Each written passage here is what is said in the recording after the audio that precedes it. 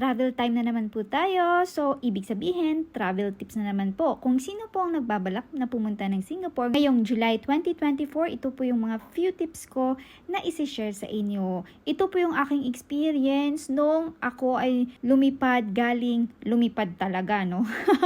Yung kami ay papuntang Maynila. Iloilo to Maynila po ito. Napaka-cloudy po talaga niya. At medyo marami pong turbulence na nangyari dyan kasi sobrang kapal po talaga ng cloud. At thankful talaga na nakarating kami ng safe at hindi ako nahilo kasi talaga akong biyahilong tao po ako. At ito na ang ating mga kailangan pag tayo ay pupunta ng Singapore. Una sa lahat, kailangan meron tayong plane ticket. At ang plane ticket natin dapat round trip kasi para iwas po sa maraming question sa ating immigration. At sunod, magbayad ng travel tax.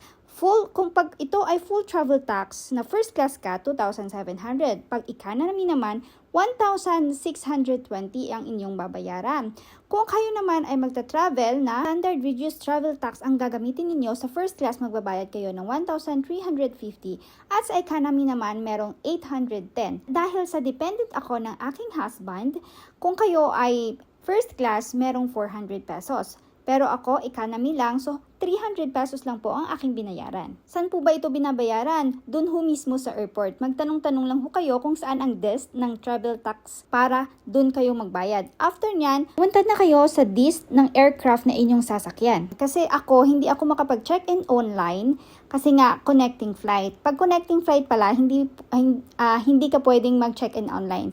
Kailangan nasa counter desk talaga kayong mag-check-in. Since ako po ay connecting flight from Iloilo, Manila, to Singapore, automatic na check-in na ako. From Iloilo pa lang, naka-check-in na ako. So, pagdating ko ng Maynila, hindi ko na kailangang mag-check-in ulit. At kung meron man kayong bagahe, hindi nyo na ako kailangan na ilipat yung bagahe kasi automatic na maglilipat ho yun papuntang Singapore po ninyo. So, maraming beses ko na po yung experience at wala naman po akong masamang experience na nangyari sa aking bagahe kahit ito ay connecting flight. Cebu Pacific lamang yung aking sinasakyan since before 2012 na nag-start na nagta-travel kami back and forth ng Singapore.